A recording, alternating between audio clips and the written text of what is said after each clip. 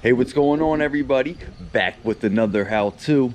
Today we're going to be diagnosing, troubleshooting, and fixing a P0014 code on this 2014 Nissan Altima. Now this should fall in line with any 5th gen Altima, which is 2013 to 2018, so let's get into it now.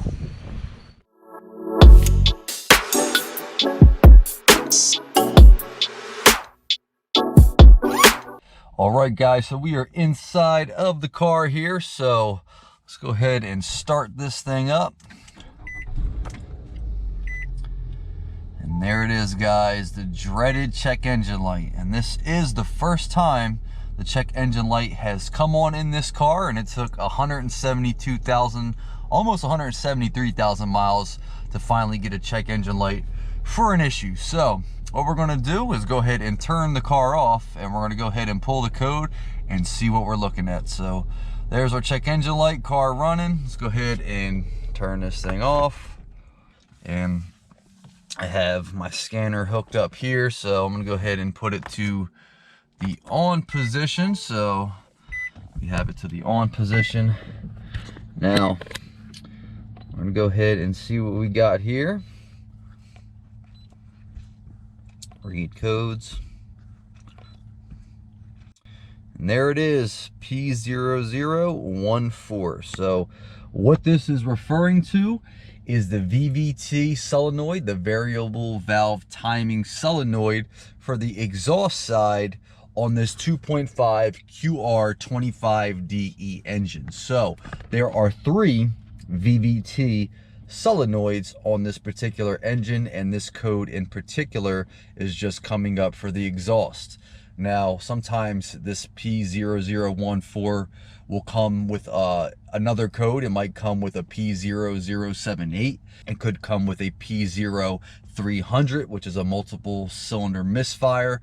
But as of right now, this car only has a P0014 code, indicating the VVT exhaust side.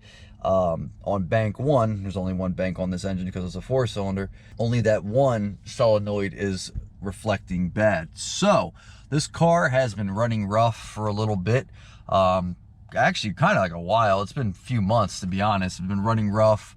I noticed the engine was get a little shaky here and there. I've been chasing it down, but I have had no CEL, no check engine light, no nothing come on, and it hasn't been crazy severe until recently, where the car has actually shut off a few times. So it actually shut off in a process of turning. It also didn't start once. After about an hour drive, turned it off, went to a store, came back out, and it took like 3 or 4 tries for the car to turn back on. It did not want to turn on. It's kind of scary, you know, a little bit random, especially considering there is no indication of an issue until now. So, you know, like I said, it did die a few times, has been running rough. So there's some of the symptoms I've been experiencing. And then today, finally, the check engine light came on, indicating we have the VVT solenoid on the exhaust side bad. So if we look at the code in the factory service manual for the 5th gen Altima, this is the process and steps and things to look for when getting a P0014 code. So these are things we need to look for, things we need to keep in mind. Although if you look at pretty much any source of information like Google, YouTube, something that where people post these types of issues, you're going to see that 9.9 times out of 10 it's usually the VVT solenoid, and that solves the issue, whether it be a P0014, P0011, whatever, you know what I mean? So this is typically the case. From my experience, if it was the camshaft or crankshaft position sensor or something like that, the car probably wouldn't run, or it'd be stalling way more frequently than I've experienced with this particular vehicle. So the car still runs and drives normally for the most part, but at the end of the day, it's still not right, still runs rough. We got the check engine light now. So let's go ahead, we're gonna verify this issue, and then we'll get into the replacement process and get this thing fixed, so we're back to a perfect running car with no more CEL, no more issues. So let's get into it now, guys. All right, so we're gonna go ahead and get into verifying and actually diagnosing that the exhaust valve solenoid is exactly our problem. So If you look here, here is a insert from the factory service manual. Now we're going to review this. I'm going to provide the factory service manual in the description, as well as insert screenshots of what we're talking about reviewing and going through the process as we're doing it. So if you look, the first thing here, if you look, we're on page EC212. So this is the insert right from the Nissan factory service manual for this code, for the P0014. And if you remember, that's all we got. So if we look at the first line here, it says, note if DTC P0014 is displayed with P0078 and it has one for P1078, you know, there's other processes and things you need to do if you have those codes partnered with this code. For me, I don't have anything partnered with it. It's just the P0014 as of right now. So that's all we have. And the first step, if we're looking at the factory service manual here, is the DTC, which is data trouble code confirmation procedure. So really all this is just going through the motions to confirm that you actually have a trouble code and the check engine light is accurate and it's a current code displayed for your car.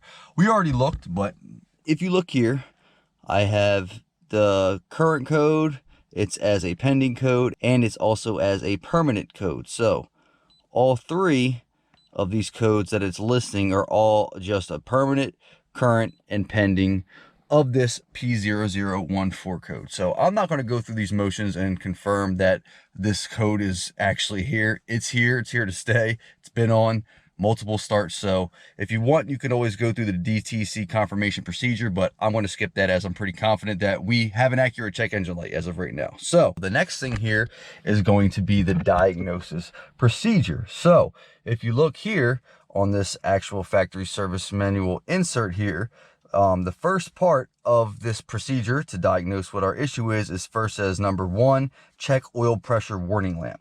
So start engine, check oil pressure warning lamp, and confirm it's not illuminated. It's not, but we're going to go ahead and confirm it just so I can show you guys. Check engine light back on, no oil light. So we have no other lights on the dash other than this check engine light. So it says, is it illuminated? No. So we're going to go to number 2. So the next step is check the exhaust valve timing control solenoid valve. So this is what my suspicion is, that is what's wrong with this car. Like I mentioned earlier, if you look into any info regarding this code with this vehicle, 9 times out of 10, it is usually that solenoid valve. So there's multiple ways that you could check this. If you have a really high-tech scanner, like Altel Maxis Elite, or if you actually have access to something like Consult, which is Nissan's service data troubleshooting computer, you know, if you have anything like that, you can even go live and look at diagrams, line graphs, and actually see what the timing advance is on all 3 of these solenoids. The scanner I got is actually pretty nice. It does a lot. It does codes, live data, and things like that, but I can't pinpoint live data on particular sensors or anything like this solenoid with a line graph or nothing like that with this scanner that I have here. It's a good scanner, but it's not that high tech and it doesn't go that deep. So I'm imagining that most people who have this code probably aren't going to have the technology either, and they're going to be looking for a more easier solution. So what we're going to do is go ahead and take the part out.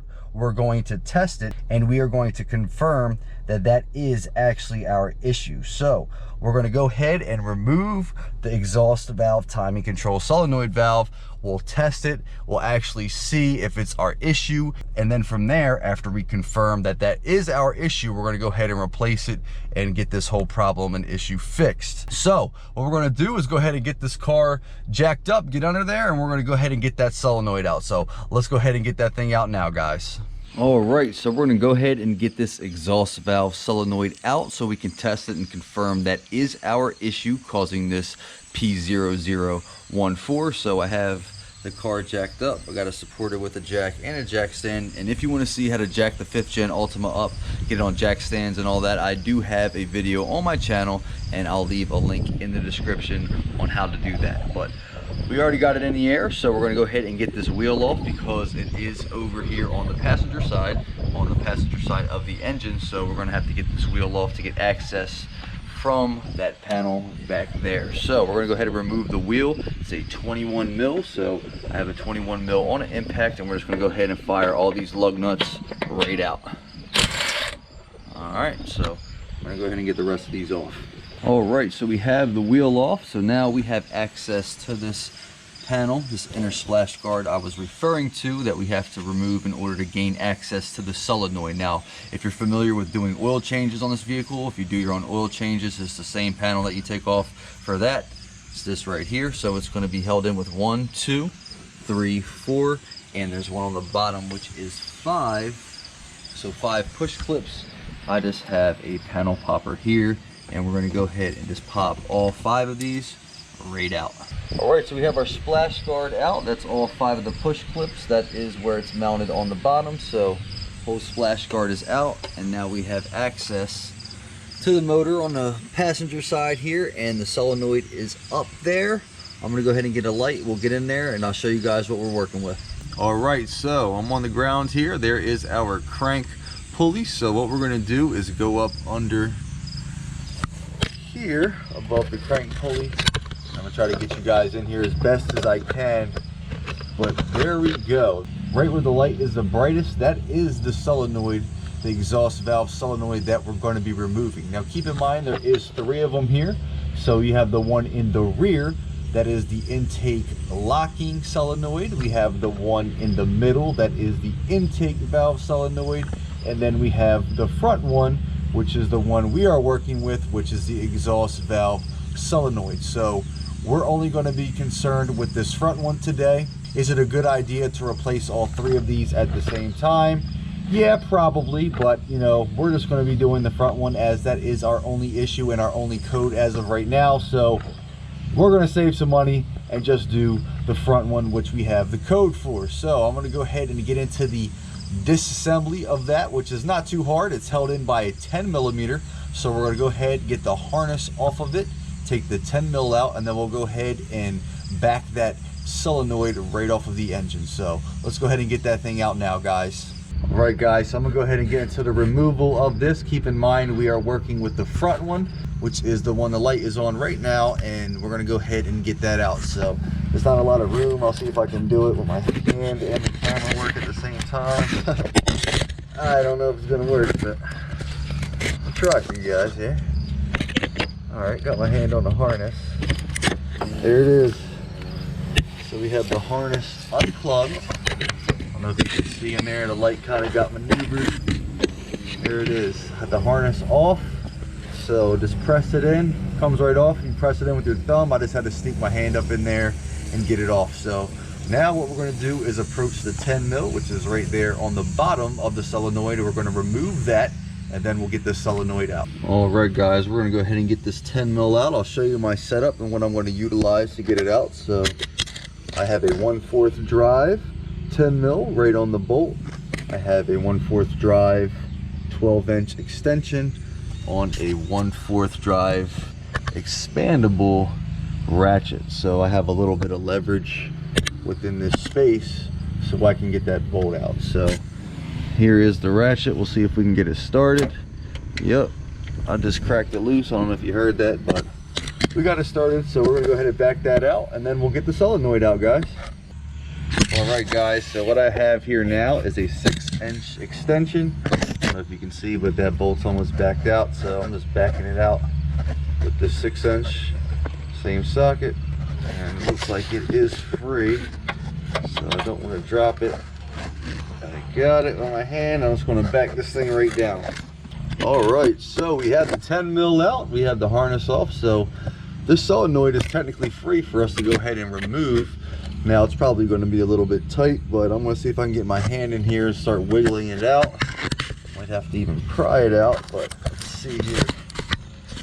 Yeah, she's feeling pretty tight. So let's see what we can do here, and we'll go ahead and get this thing out. All right, guys, so just try to wiggle it out with my hand. It's not freaking free. It's not going to be an easy removal, I can see. So if you look, that clamp where we took the 10 mil out, that clamp that is on the solenoid itself is oxidized basically to the head. So it's really just all oxidation holding it together, and it's kind of like almost rust welding it together, for lack of better terminology. So I have an idea. What I'm going to do is try to sneak a pry bar in here. I have a little 12-inch pry bar. And I don't know if you can see this, but I'm going to try to get the edge of that pry bar right under that clamp and see if we can force that oxidation to break free by giving it some force. So you see here, yeah, she's moving. All right, so I can see it moving. We just have to work it out straight back. So let's see if we can get this thing out. All right, guys, so now that we have that oxidation freed up, and we know that it moves, I have a longer pry bar here. I'm going to get behind it on the engine side, and I'm going to offset it. See how it's moved? You see how I moved it? All right, so now what the goal is I'm going to try to get my smaller pry bar in here. I might even be able to do it with this big one. Let me see. I'll try to get under this and then ease it out. Yeah, I think I'll have to get the smaller pry bar underneath it there. But as you can see, I have it offset. So what I want to do is get the pry bar underneath of that and try to ease it back as evenly as possible. So let's go ahead and see if we can get this thing out. All right, so I wasn't able to get that pry bar under there. So what I did is I took the pry bar just as I did before and moved it over more. And that allowed me to get my hand underneath of it, and I was able to push it out. So I kind of got it free. As you can see, I got some oil dripping. Let's see if I can get in here and record at the same time. So all I need to do is finish getting this out with my hand. It's free and I can pull it right out. See it coming out? There it is, guys. Have the solenoid free, completely removed. All right, guys, so here we go. Here is our exhaust valve solenoid right here, and what we're going to do is go ahead and test this to confirm that this is our issue causing the code. So if we take it back to the factory service manual here, if you look here, as we mentioned, and the reason we took out the solenoid, it says on number 2 to check the exhaust valve timing control solenoid valve. So check the exhaust valve timing control solenoid valve, refer to EC211. Now, this is a little weird for me. If you look at EC211, there is no exhaust valve timing control solenoid. Both of these that are listed here for tests are intake. But if you go to EC214, it actually has the component inspection for the check exhaust valve timing control solenoid valve. Maybe I'm tripping, but I feel like that's wrong what they said. I think they meant to insert EC214, not 211. So maybe, like I said, it could be me, but this is the exhaust valve timing control solenoid valve that we're having the code for, having the issue for, and that is the one we removed. So I'm going to go off of this on 214 on the component inspection. So if we look here, it says turn the ignition switch off. Obviously that's done, it's removed. It's saying disconnect the exhaust valve timing control solenoid valve harness connector. So it's saying to remove the connector and then check the resistance. And number 3, check the resistance between the exhaust valve timing control solenoid valve terminals as per the following. So we obviously aren't doing it on car. We removed it to make this easy, so we have it right here. So what we're going to do is a resistance test with a voltmeter, ohm meter, and we'll go ahead and check for the ohms of this to see if we can go ahead and get any measurement on if this is bad or not. So we're going to go ahead and check this out and we'll see what we have. All right, so I have the alligator leads onto each terminal in this solenoid. Now I don't think they're touching. It looks pretty good. I think we're good to go ahead and test. So we're going to take it to the voltmeter here, have it set to ohms. I'm going to plug in the positive lead and we'll go ahead and see what our ohm resistance measurement is. So it should be between 7.0 and 7.7 according to the FSM right here. So there is the insert of what this should be. So let's go ahead and see what we have once we plug up this lead. All right, guys, so I have it plugged up and we're getting a ohm resistance of about 8.3, and looks like it's going to stay right around 8.3. So that's a little higher than it should be. Honestly, I think that it's probably an okay number to be. You know, it's not too far off, but it is incorrect. So we're going to go ahead and do one final test to ensure that if this is bad or not. So let's go ahead and finalize this and do one more test and make sure this is bad. All right, guys, so we're under the hood for our final test. Now what we're going to do is test this with the car battery.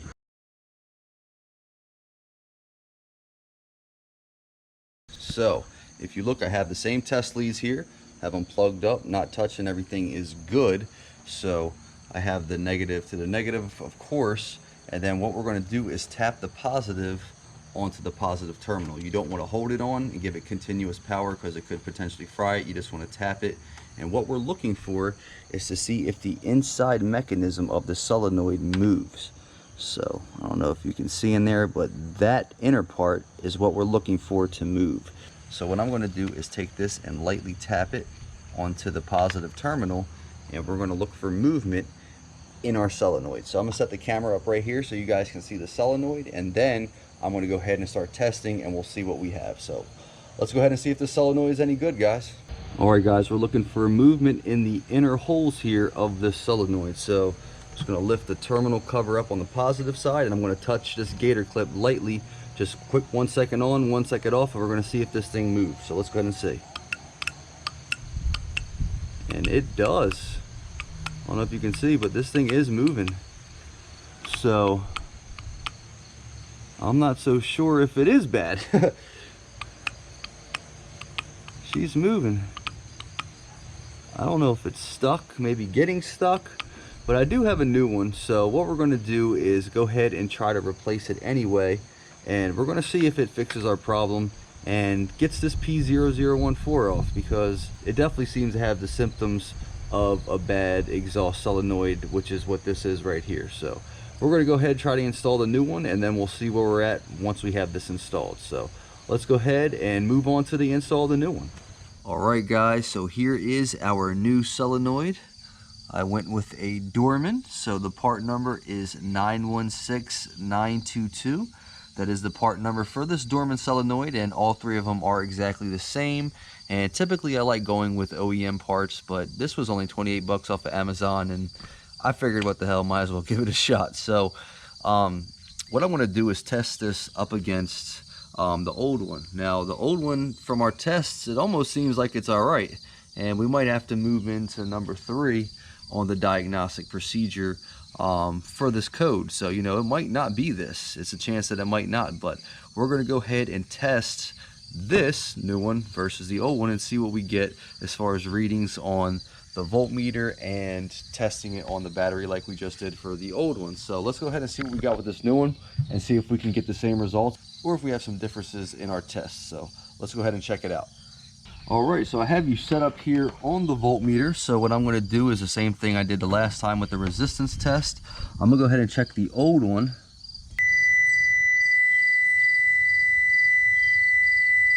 All right, we're rating at 8.5 to 9 range. That's the old one. Let's check the new one. It's about the same thing, guys. So the new one is getting the same ohm resistance as the old one. Now keep in mind, in the factory service manual insert here, it does say to do this at 68 degrees. Now, you know, obviously these are probably not going to be at 68 degrees because we took them off and we're testing them outside.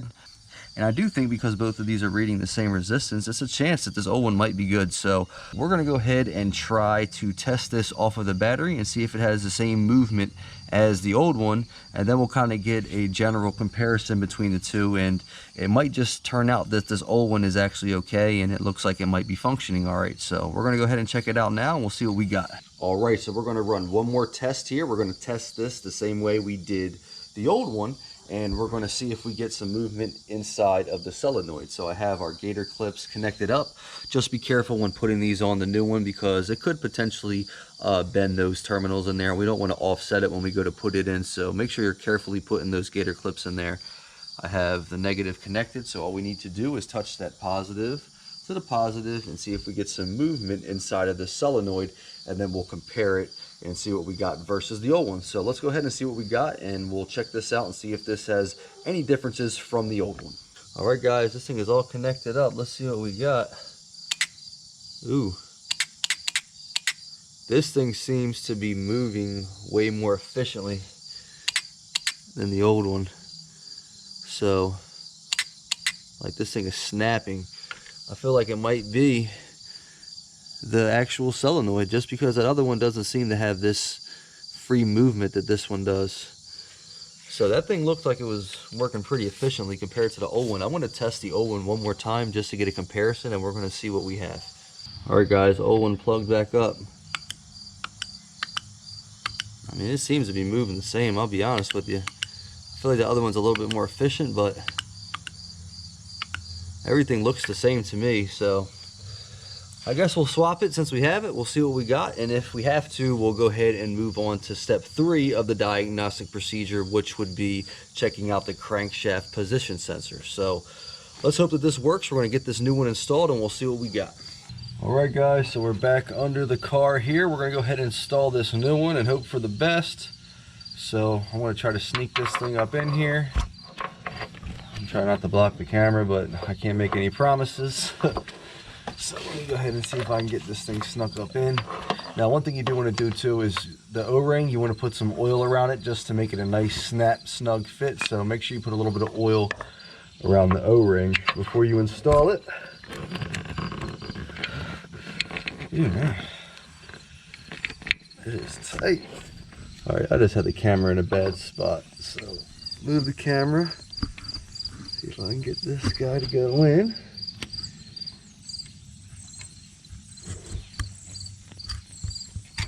Yep, feel it. You guys are getting a better view than I am because I can't see anything. Looking at the camera. Okay, that looks like it's aligned. So we have it fully installed. So what I'm going to do is go ahead and finger tight the bolt in there, and then we're going to torque that to spec. So let's go ahead and get the 10 mil back in that now. All right, guys, so I'm getting this thing finger tight, if you can see. Pretty much the same way I got it out. I have a 6-inch extension with another little one, and I just put the bolt in the socket and just carefully guided it in. So if I take this out, you should see the bolt is in there now. And what we can do is go ahead and get that torque to spec. So let's go ahead and torque that down now. All right, guys, so I have my torque wrench here.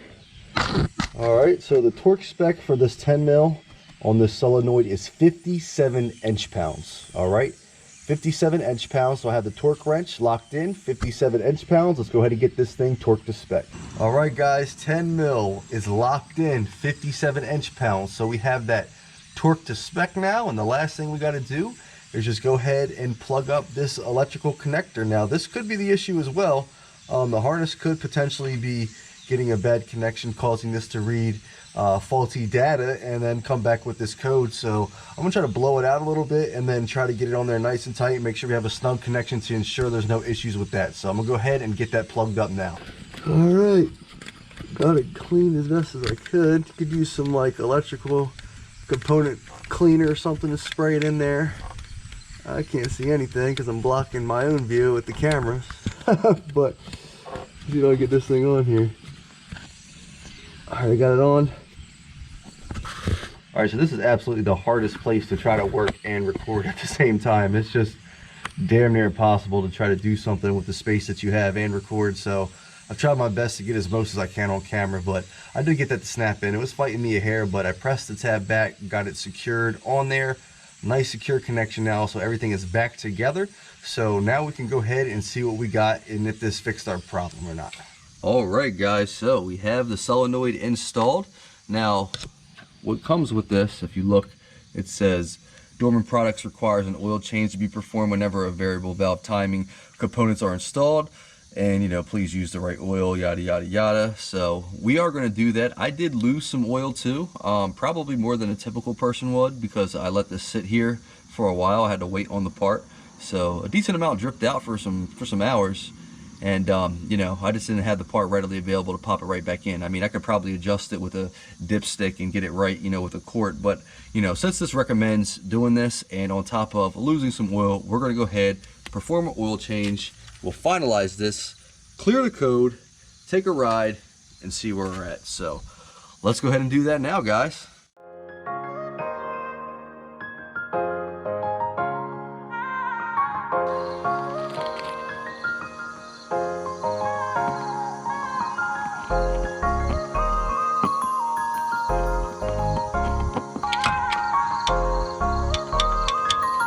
All right, locked in.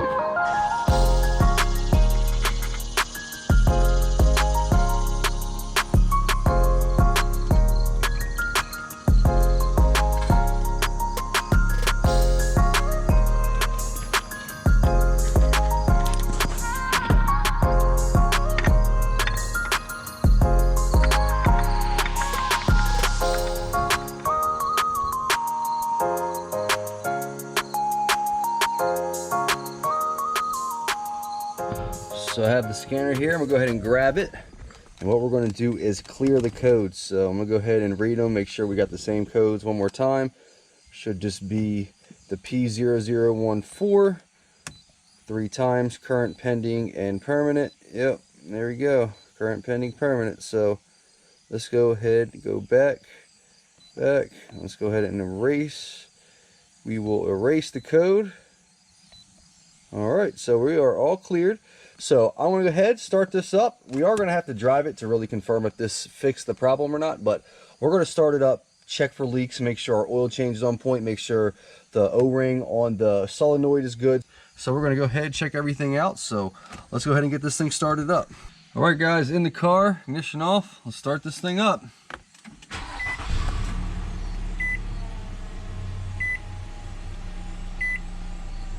All right. Idle looks to be okay.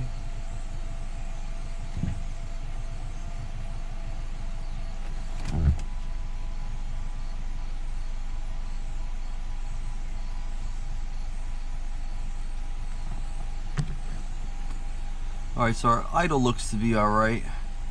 No lights, no nothing like that, of course, because I just cleared it, so we'll give it a rev.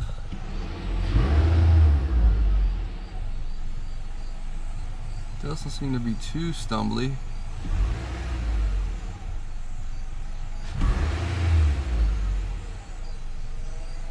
Alright, she's looking alright. So what we're going to do is go under the car, check all of our work, make sure that we have no leaks on the oil drain plug, oil filter, or the solenoid itself. So we're just going to recheck all our work, make sure everything looks good, and then from there we're going to take this thing for a ride. Alright guys, we are under the car, so been running for a little bit. See no leaks around the oil filter, that's good. Should have no leaks around our drain plug.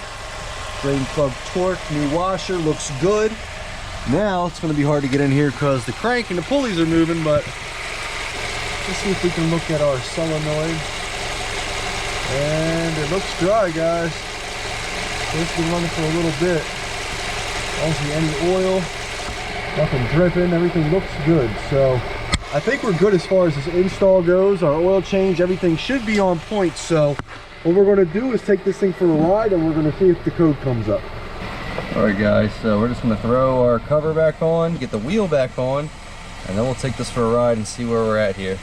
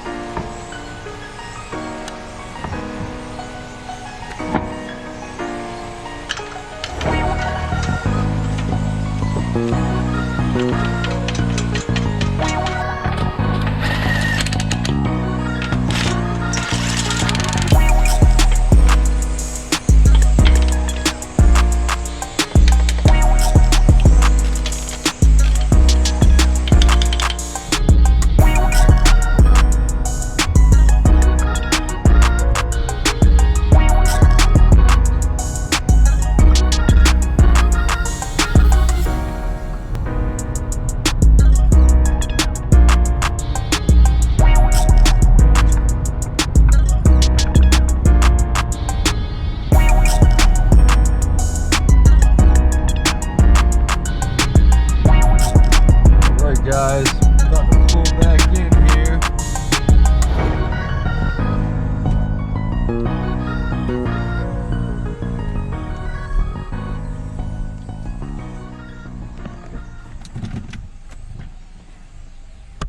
All right, we're back. Idle's good, felt good.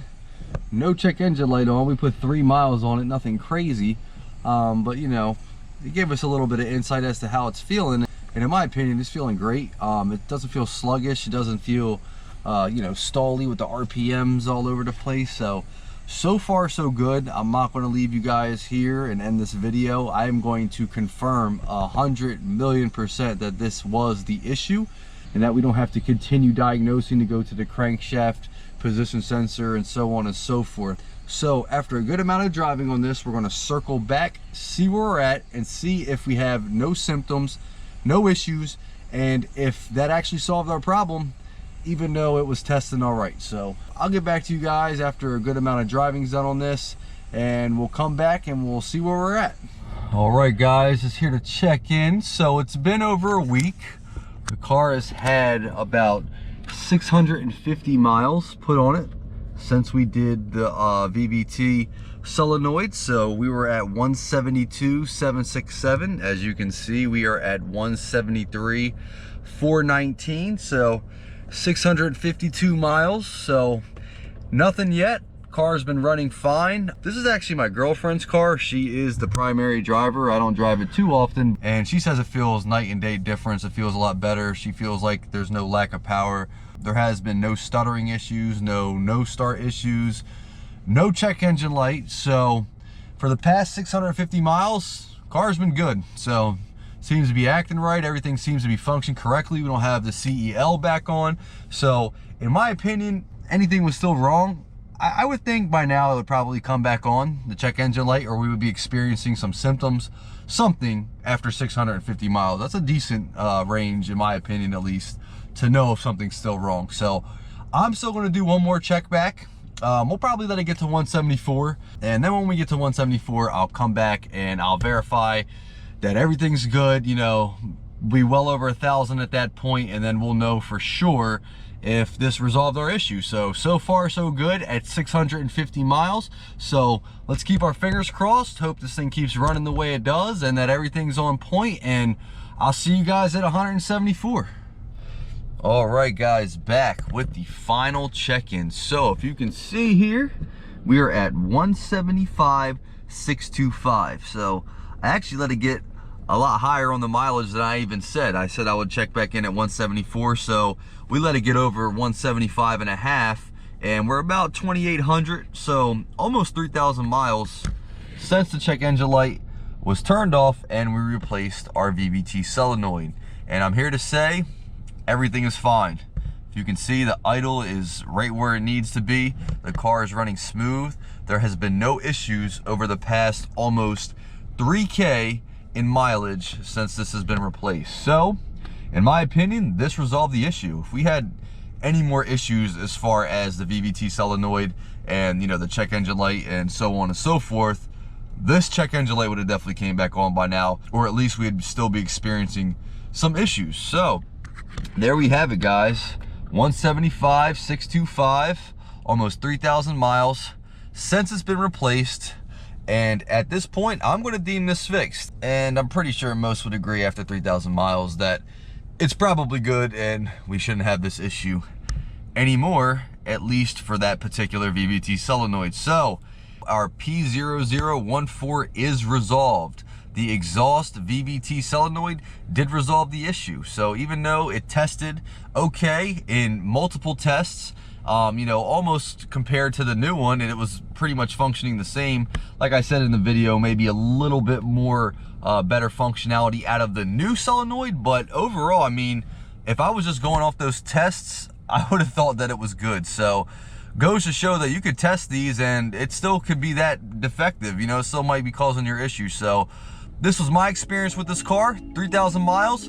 Seems to be fixed, no more issues, riding good, no more code, no check engine light. So I hope this helped with troubleshooting and resolving your P0014 on your 5th gen Altima. Make sure you stay tuned, because you never know when I might be wrenching on this thing again. And until next time, guys.